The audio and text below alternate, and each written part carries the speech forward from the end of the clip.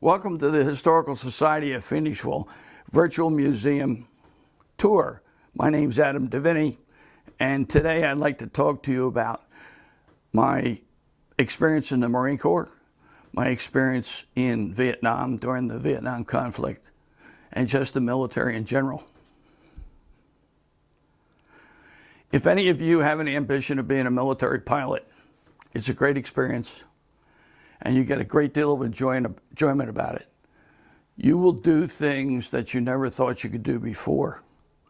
And it all starts with coming back and finishing school, finishing high school, finishing college, and then qualifying physically to be able to be accepted into a flight program of sorts.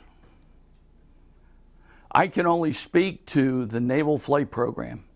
I know the Air Force has flight programs, the Army has flight programs, and there are other branches of the service that have these type programs. When I was a sophomore in college, I had no ambition to go on and get my master's degree. My degree was in mathematics and physics. And a Marine Corps recruiter came to the campus my sophomore year. And they were looking for recruits for the upcoming graduation, which was going to happen a couple years later. During my college career, every summer I went to boot camp down in Quantico, Virginia.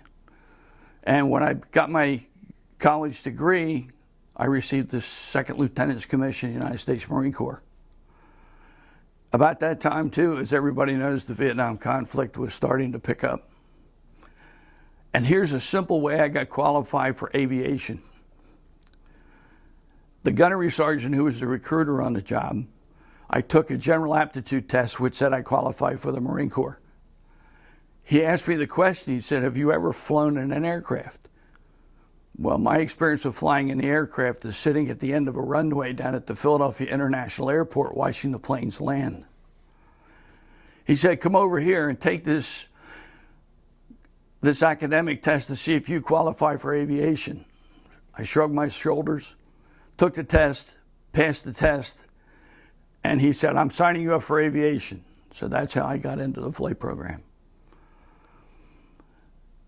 The flight program that the Marine Corps puts together does two things. One, it takes you through fixed wing, which is the typical aircraft that you see. And after you finish your typical fixed wing program, it'll take you into what they call rotary wing. What's the fixed wing consist of? Basic flight training, formation flying, instrument flying, and then what they do is get into carrier qualifications. Most naval pilots or Marine Corps pilots have done 5 arrested landings on carriers. After you finish your fixed wing program, then you rotate back into helicopters. My helicopter training went through Ellison Field in Pensacola, Florida, and when I finished my helicopter training, I was designated what was known as a naval aviator. And I received my wings of gold. After that, in my travels of getting to Vietnam, I ended up traveling to the West Coast and tied up with another active Marine Corps squadron out there where I learned how to fly effectively mountains because Vietnam had a lot of mountains to it. So that's how they got me ready for going overseas. The normal flight program at Pensacola was supposed to take 18 months. Because of the acceleration of the Vietnam conflict, our flight program, and we accomplished the same thing in 11 months that you were supposed to accomplish in 18 months. So where did it go from there?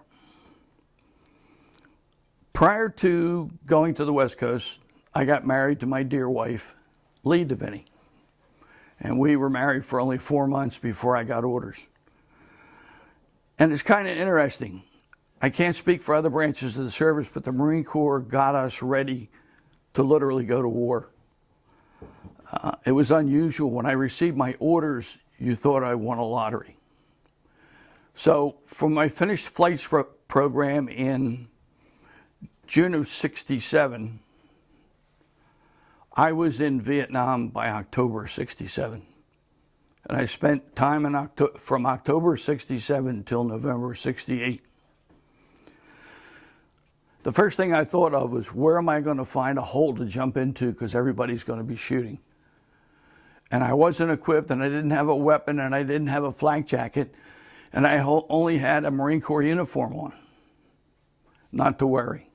It wasn't quite like I experienced it. I got on an aircraft and I flew north to a place called Huey, which is important in the scheme of things in Vietnam, because Huey is just south of the battle of the city of Hue, where they had a great battle during the Tet Offensive of 68. Missions that we flew in Vietnam. We flew typical troop transports. We load troops up, put them in the field. We would resupply them. We would go ahead and then fly some of the scarier missions, day medevac, medical evacuation, night medical evacuation. And sometimes with machine guns that we had on the aircraft, we did some armored support. Anyway, at that point in time, I transitioned into what are known as gunships. A lot of people know them by the name of Huey. Huey is a designation of UH-1E, or Echo is where that came up. And what we had a chance to do is we would protect or cover transports that went into the zone to do the various operations that are required by transport helicopters. What did we carry? We carried 38 2.75-inch rockets, and we also carried over 10,000 rounds of small arms fire that were fixed on mounted machine guns. And we could deal quite a blow to the bad guys if we wanted to. The only problem is, one day we were coming home, and I was what is called a single aircraft. I had dropped the gunship off, and I was traveling by myself just outside of our base, which was fortunate.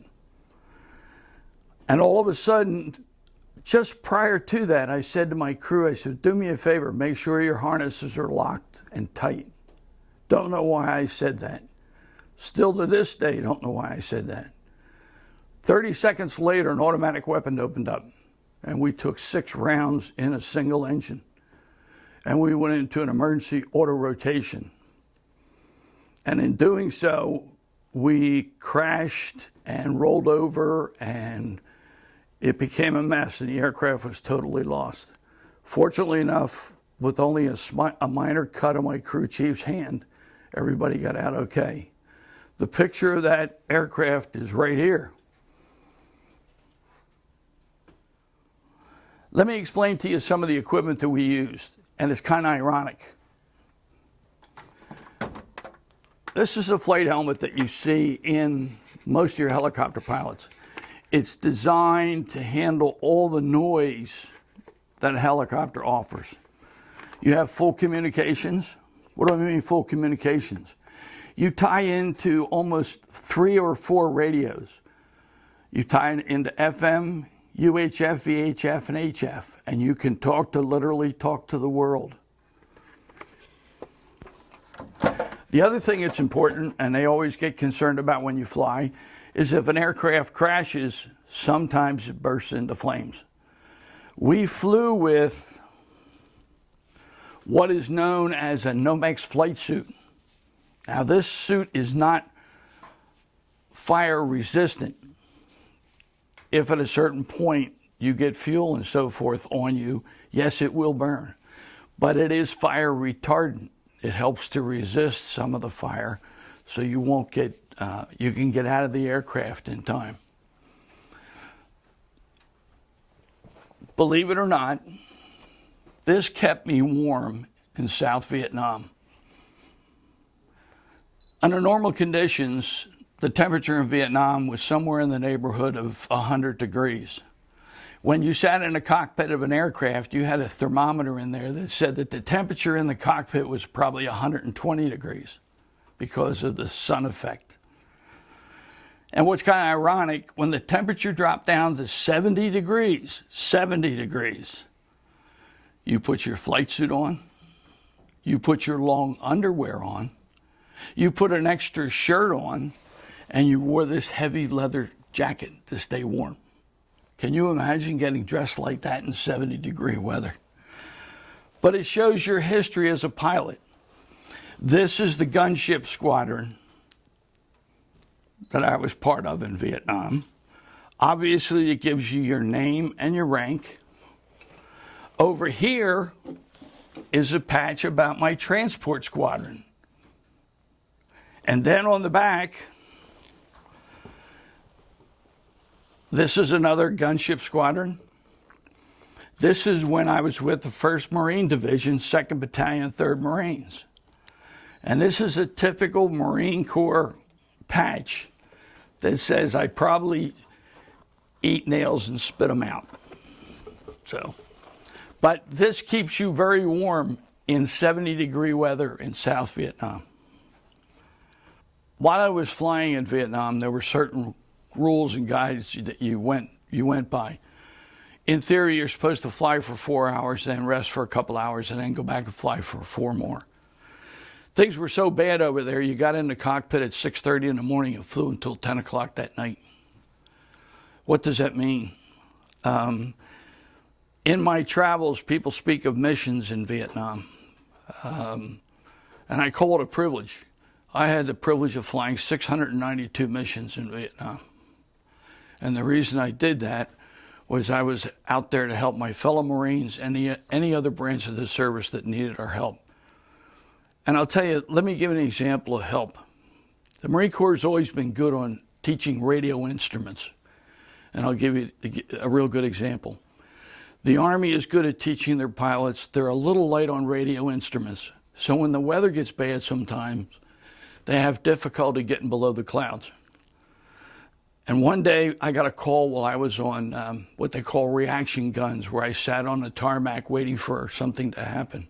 I got a call and they said, you need to go above the clouds with your radio instruments on, and you need to bring a flight of 4 Army helicopters down underneath the clouds to get them down. So it's kind of interesting. You work together completely with all branches of the service.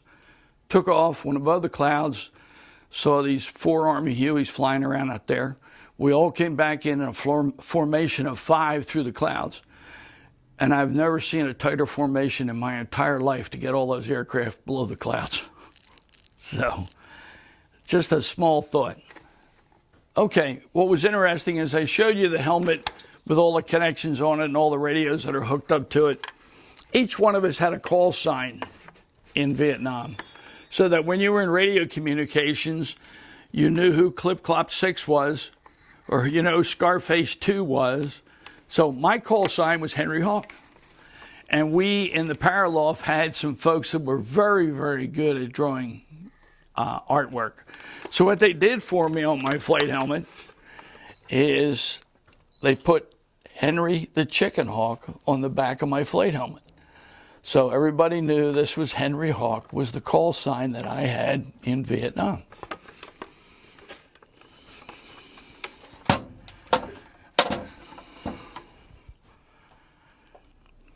It's a great life. It's a real experience. You get pushed beyond what you think you can do. And that's what the real challenge is if you decide to go either in the military or try to venture into a flight program of sorts. One of the things that might be interesting, we talked about it. Some of the things I mentioned here, you can stop down at the Historical Society and they have it clearly displayed in a cabinet as you come in. One thing that's interesting, and you'll have to look for it when you come in. Tradition is, if you get shot down in the aircraft and the aircraft is completely destroyed, they give you the serial plate off the aircraft. So, for my memorabilia, this is the serial plate that came off the helicopter that I crashed in. And if you'll come down here, back in the cabinet there, you'll see how bad the crash was. Other things you might see here, I've kept all my patches from all the training squadrons I went through. And that's another thing that's kind of interesting. So, With that in mind, what I'd like to do is we hope you've enjoyed the virtual tour of the Historical Society of the Phoenixville area in our military collection, and in my case, Vietnam and the United States Marine Corps.